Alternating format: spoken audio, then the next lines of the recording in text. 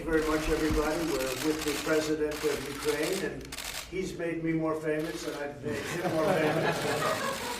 I will say he's got a great reputation. He's very, very strongly looking into all sorts of corruption and some of the problems they've had over the years. I think it's one of the primary reasons he got elected. His reputation's absolutely sterling.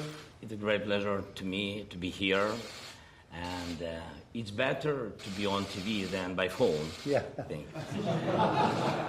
And Mr. President, thank you very much. Nice to meet you. Best meeting. Great meeting. And we want all support from USA. Thank you very much. Thank you. Thanks, American people. Thanks, Mr. Trump. Thank you, guys.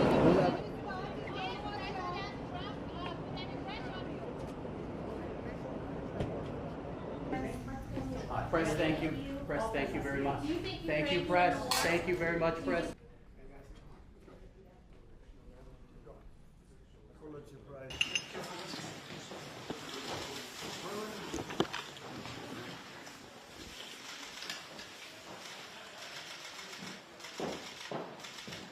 In 2019, I signed with him the deal. I signed with him, Macron and Merkel, we signed ceasefire. Ceasefire. All of them told me that he will never go. We signed him with gas contract. Gas contract. Yes, but after that, he broken the ceasefire. He killed our people and he didn't exchange prisoners. We signed the exchange of prisoners, but he didn't do it. What kind of diplomacy, JD, you are speaking about? What do you mean? I'm talking about the kind of diplomacy that's going to end the destruction of your country. Yes, but if you are Mr. not President, strong... Mr. President, with respect, I think it's disrespectful for you to come into the Oval Office and try to litigate this in front of the American media. Right now, you guys are going around and forcing conscripts to the front lines because you have manpower problems. You should be thanking the President for trying to bring an end to this conflict. Have you ever been to Ukraine that you say what problems we have? I have been to. Come once. I've actually watched and seen the stories, and I know what happens is you bring them on a propaganda tour, Mr. President. Do you disagree that you've had problems bringing people into your military? And do you think that it's respectful to come to the Oval Office of the United States of America and attack the administration that is trying to prevent the destruction of your country? A lot of questions. Let's start from the beginning. Sure. First of all, during the war, everybody has problems, even you, but you have nice ocean and don't feel now, but you will feel it in the future. God bless. You don't know that. God bless. You don't God know bless. That. You will not have war. Don't tell us what we're going to feel. We're trying to solve a problem. Don't tell us what we're going to feel. I'm not telling you. Because you're in no position to dictate that. That's exactly Remember what you're this. doing. You're in no position to dictate what we're going to feel. We're going to feel very good. You will feel influence. We're going to feel very good and very strong. You will feel influence. You're right now not in a very good position. You've allowed yourself to be in a very bad position, and he happens to be right about it. And the president who's trying to save your country. Please. You're playing cards. You're gambling with the lives of millions of people. You're gambling with World War III. You're gambling with World War III. And what you're doing is very disrespectful to the country, this country, that's backed you far more than a lot of people said they should have. Have you said thank you once this entire meeting? No, in this entire meeting, have you said thank you? Even today. As part of the deal, or is that on the table at all?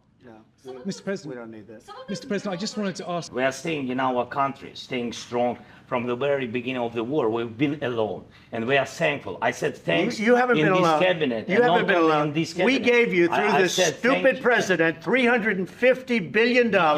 We gave you military equipment, and you men are brave, but they had to use our military. What about if you didn't have our military equipment, if you didn't have our military equipment, this war would have been over in 2 weeks. In 3 days, I heard it from Putin. In 3 days. This is something maybe new. Less. In 2 weeks, of course, yes. It's going to be a very hard thing to do business like this. Again, I tell you. just say thank you. I said a lot of times thank you to American people. You see, I think it's good for the American people to see what's going on. I understand, sir. I think it's very important. That's why I kept this going so long. You have to be thankful. You don't have the cards. Thankful. You're buried there. You're People are dying. tell you You're again, running I low know. on soldiers. Don't- Listen, don't please, you're running Mr. low Pratt. on soldiers. It would be a damn good thing. Mr. And then Pratt. then you tell us, I don't want a ceasefire. I don't want a ceasefire. I want to go and I wanted this. Look, if you could get a ceasefire right now, I tell you, you take it so the bullets stop flying and your men stop getting killed. Of course, we want to stop the war. But but you're I saying you said- don't want a but ceasefire. I said to you, I want a with ceasefire guarantees. because you'll get a ceasefire faster than an agreement. Ask our people about ceasefire, what they think. It has great music, great movies, great muscle cars, but also as a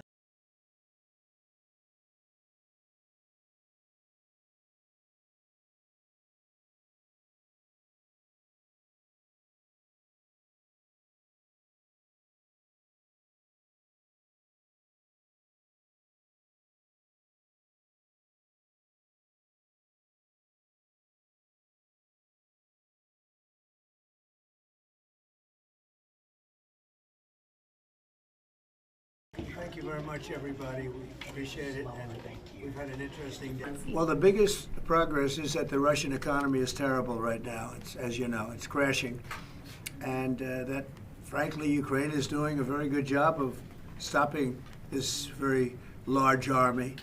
We're going to start a meeting with the president, who we all know.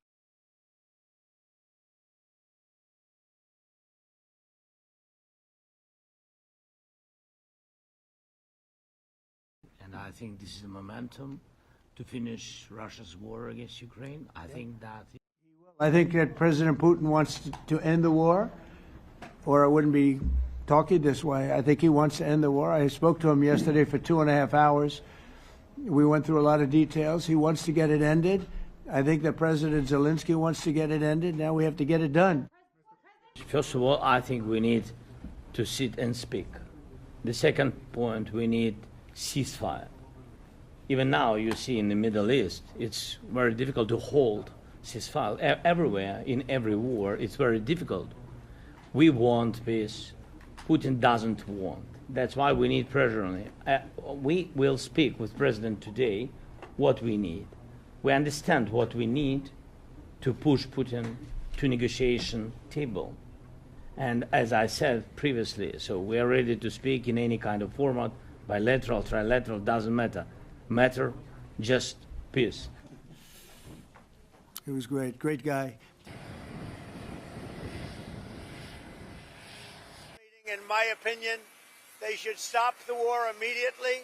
You go by the battle line wherever it is, otherwise it's too complicated. You'll never be able to figure it out.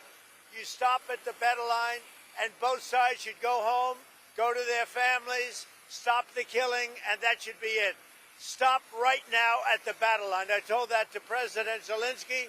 I told it to President Putin. Thank you very much, everybody.